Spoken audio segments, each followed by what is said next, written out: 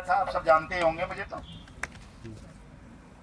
मदन लाल आजाद नाम है मेरा, गलती से सगी पीड़ित जमा करता परिवार तब जब का, आपने क्या शब्द बोला था, मुखिया बन गया हूँ, लेकिन मैं चपड़ासी बना के रख दिया हूँ आप लोगों ने।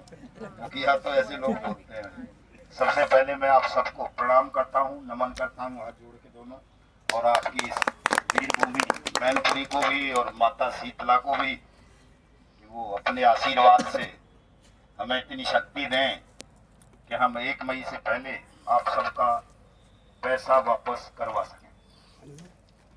साथियों, मैं अपनी बात शुरू करूंगा। अंदर जो एडीएम फाइनेंस और डीएम साहब से वार्ता हुई अभी ज्ञापन देते वक्त, तो हमने 3 बातें उनके सामने रखी थी कि साहब सबसे पहले तो जो काउंटर बंद कर दिए गए हैं बर्ड्स एक्ट के, उनको खोल दिया जाए, क्योंकि ये एलआईसी जैसे कई ठगी प्रकरण नए हो गए हैं और इनके तमाम साथी बड़े परेशान हैं बिना आवेदन के। तो उन्होंने यस कर दिया तुरंत, ठीक है साहब हम कल से ही शुरू करवा देंगे इसको।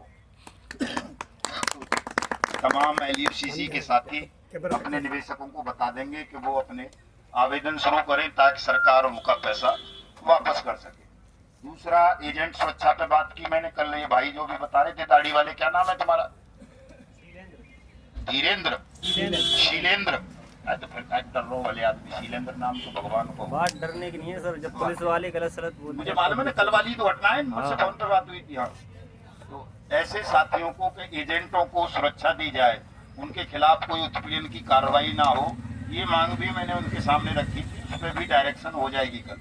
कहीं कोई मुकदमा किसी भी ऐसे एजेंट के खिलाफ नहीं होगा जिसने निवेशकों का पैसा लेकर के प्रॉपर वे में कंपनी या सोसाइटी में जमा कर दिया होगा और उसके बदले उनको रसीद, पासबुक या बॉन्ड दिए होंगे।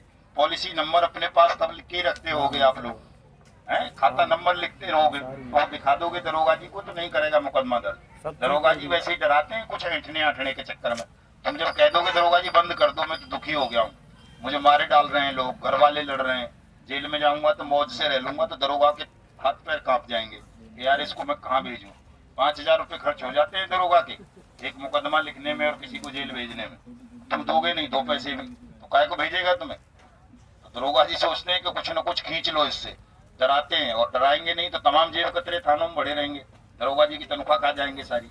तो उनकी बड़ी मजबूरियां होती हैं, डरो मत, जो सच्चाई है वो उनको बता दो और डायरेक्शन से यहाँ से हो जाएंगी कल ही। कोई भी पुलिस वाला आपका उत्पीड़न नहीं करेगा, आपके खिलाफ मुकदमे दर्ज नहीं करेगा, ये आश्वासन डीएम साहब ने दिया है।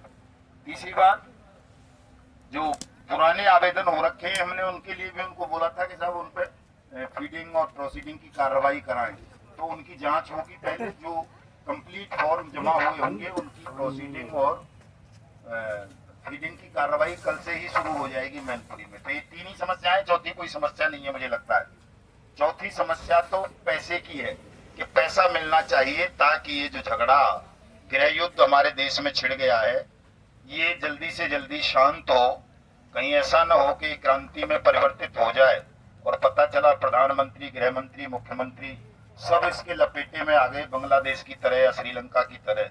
जनता इतनी उग्र हो गई, इतनी तंग आ गई वहां के, उन्होंने अपने राष्ट्रपति को भी उठा के फेंक दिया सागर में, कार समेत फेंक दिया था लंका के लोगों ने।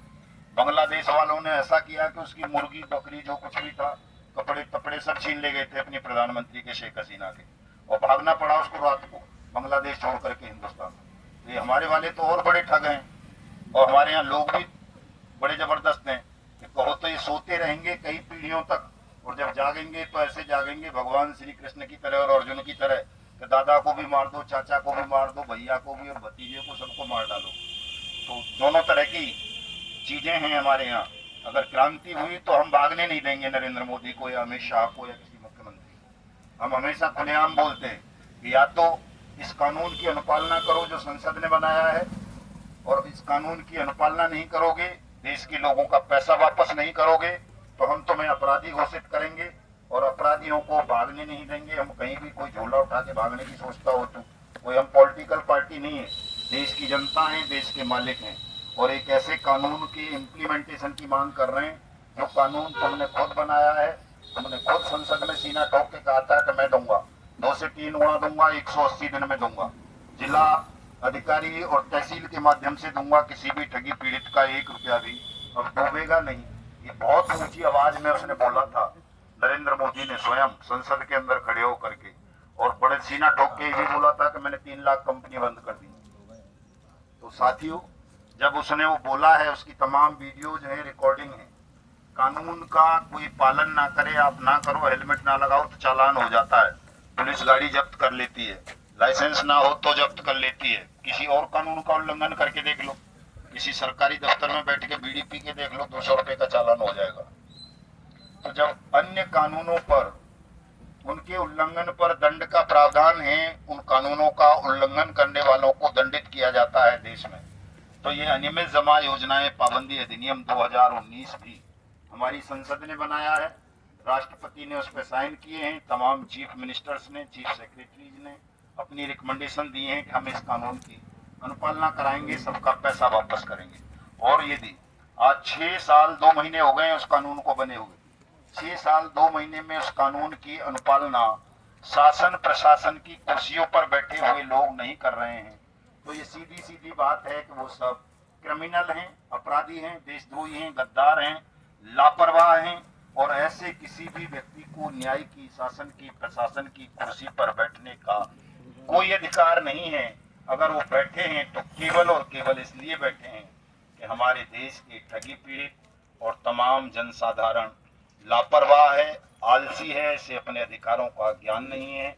अगर इन्हें अपने अधिकारों का ज्ञान हो जाए तो या तो 30 अप्रैल तक यही मोदी सरकार होगी, ये बाबा का क्या नाम है हमारे वाले मुख्यमंत्री का, इसका योगी आदित्यनाथ होगा, इन्हीं की सरकार होंगी, और ये भाई साहब 1 घंटे में आपका सबका भुगतान कर देंगे, और 2 से 3 गुना नहीं 10 गुना कर देंगे। हाथ जोड़ेंगे, पैर पकड़ेंगे, माफी मांगेंगे आपसे कि भाई गलती हो गई, माफ कर दो। ये लोग पैसा भी भिजवा रहे हैं, डिजिटल इंडिया है, कोई कागज फागज कुछ नहीं मांगेगा किसी से, लेकिन उसके लिए आप सबको जागना होगा, एकजुट होना पड़ेगा, सबको अपनी पीड़ा को सामूहिक स्वर देना होगा। ये नहीं करना होगा कि बीच में रोक के, भाई को बहुत डर लग गया दरोगा जी को देख के, बीच में सारा भाषण रुकवा दिया और अपनी समस्या बताने लगे। ये नहीं देखा कि कई लोगों की कार भी छीनी होंगी, कई लोगों की भैंसें छिन गई होंगी, और रेणुपाल जैसियों के खेत छिन गए होंगे। उसे अपनी बाइक की चिंता है, बस कि मेरी बाइक मिल जाए किसी तरह से। भाई साहब को पता नहीं वो भी क्या कुछ करे। तो इस पीड़ा को रोको, ये आपकी अकेले की पीड़ा नहीं है। ऐसे ऐसे लोग हैं कि जिनकी औरतें तक छीन ली हैं, सामान की तो बात छोड़ो, खेत की और उसकी कईयों की बहन बेटियों तक को छीन लिया है एजेंट्स की कोई, और 5 लाख से ज्यादा एजेंट्स सुसाइड कर चुके हैं, मर चुके हैं। 1250 तो सैनिक मर गए ठगी प्रकरणों का शिकार हो जाने के बाद, और करोड़ों ऐसी स्थिति में हैं। एलयूसीसी वालों का तो चूंकि ये अभी हुआ है प्रकरण, तो आप उतनी बुरी स्थिति में अभी नहीं हो, लेकिन चूंकि घाव ताजा है तो छोटा सा, तो आपको दर्द ज्यादा हो रहा है। लेकिन आप पीएसीएल, सहारा, रोज वैली, पिनकोन, साईं प्रसाद, समृद्धा जीवन, आदर्श के लोगों को देखोगे, उनके पीड़ितों को, तो करोड़ों लोग ऐसे हैं जो न जीवित हैं न मुर्दा हैं, उनकी हालात अर्धविक्षिप्त जैसी हो गई है, जैसे पागल हो जाता है ना, वैसे हो गए हैं वो सब। क्यों हो गए? समस्या कहां पैदा हुई? क्योंकि 2019 से पहले तो कोई कानून ही नहीं था भुगतान का, केवल लोग भगवान भरोसे थे कि भाई ठीक है, सुप्रीम कोर्ट ने कह दिया, हाई कोर्ट ने कह दिया, दे दिया तो दे दिया, नहीं दिया तो कोई बात नहीं। जैसे पीएसीएल के मामले में और सारा के में हुआ है, 2012 से आज तक किसी का पैसा नहीं दिया, आदेश आ गए। तो जब कानून ही नहीं था तो पैसा देता कौन? वो तो उनकी दया पे निर्भर था कि सरकार को दया आ जाए, रहम आ जाए आप पे तो दे दे।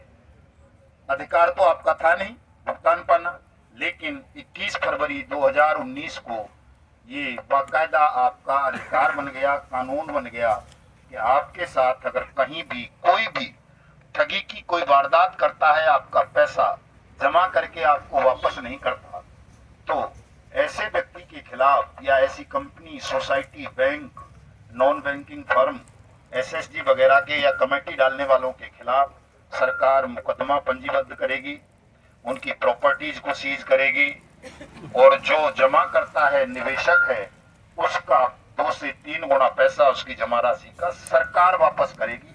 ये बाकायदा आप सबको भुगतान की गारंटी का अधिकार कानून बना करके दे दिया गया, और उस कानून को जिनसे लाभ होना है, जिनको उस कानून का, वो लोग जानते ही नहीं है। निवेशक हैं या कितने लोग हैं ऐसे जो केवल जमा करता हो, एजेंट ना हो? हाथ खड़े करेंगे जरा।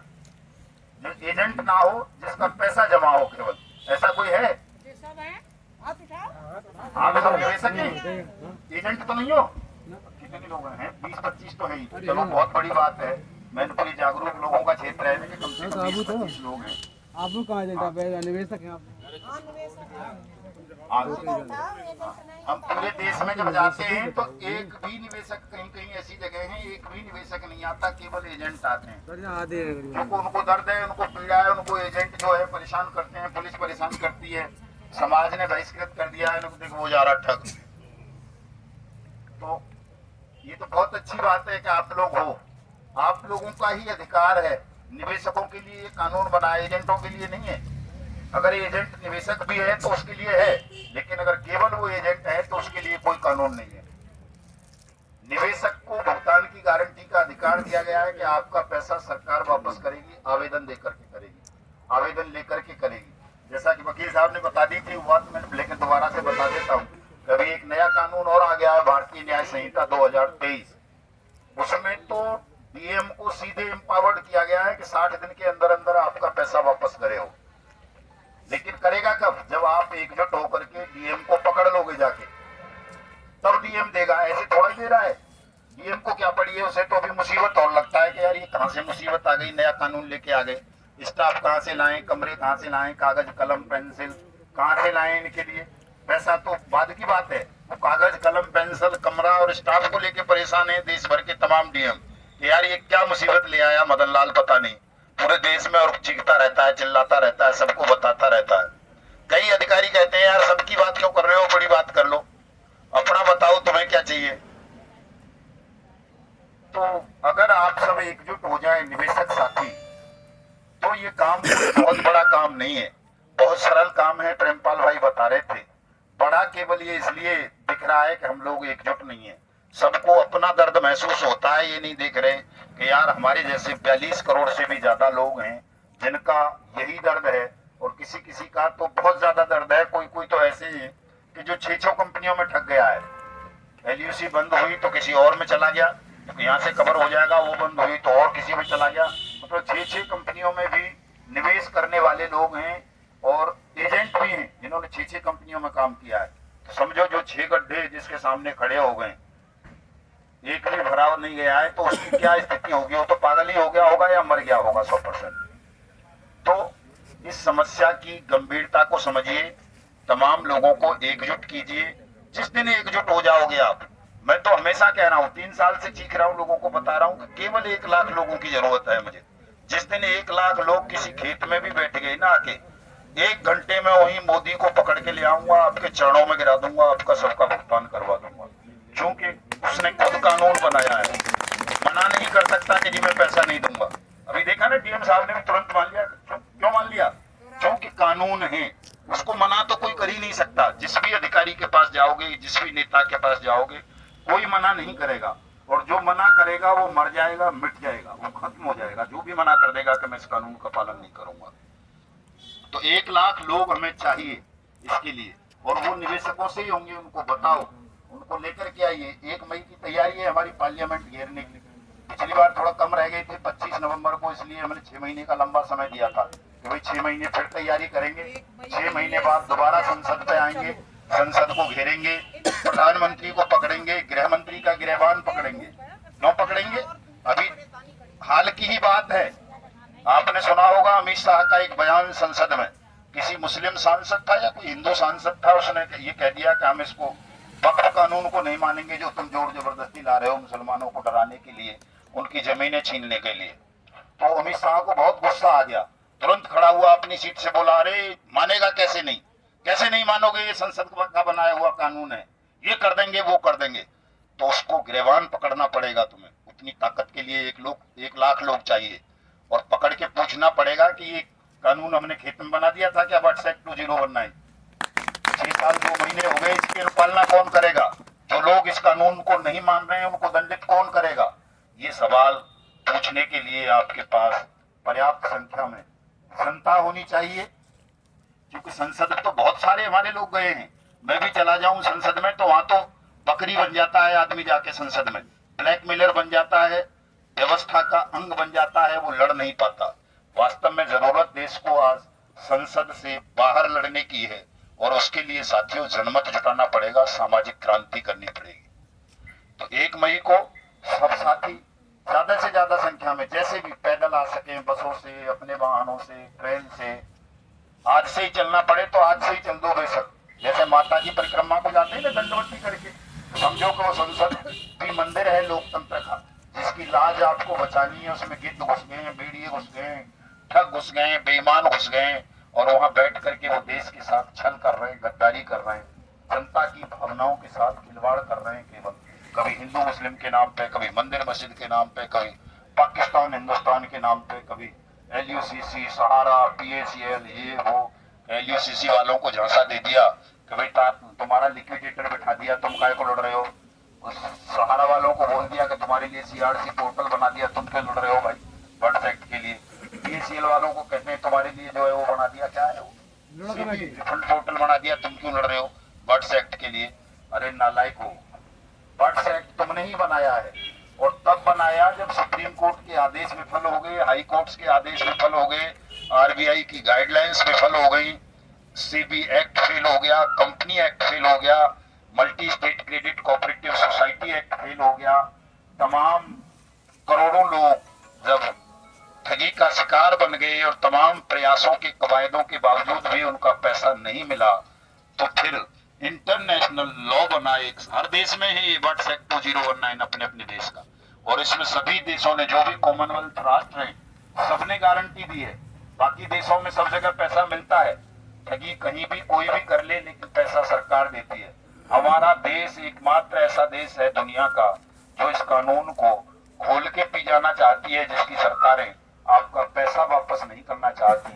तो अगर पैसा वापस लेना है तो प्रार्थना का समय नहीं रहा है सरकार से, अनुनय विनय नहीं करना, अब तो आपको रौद्र रूप धारण करना पड़ेगा। सरकार को कहना पड़ेगा कि भुगतान करो या सत्ता छोड़ो और ठग बेईमानो भारत छोड़ो।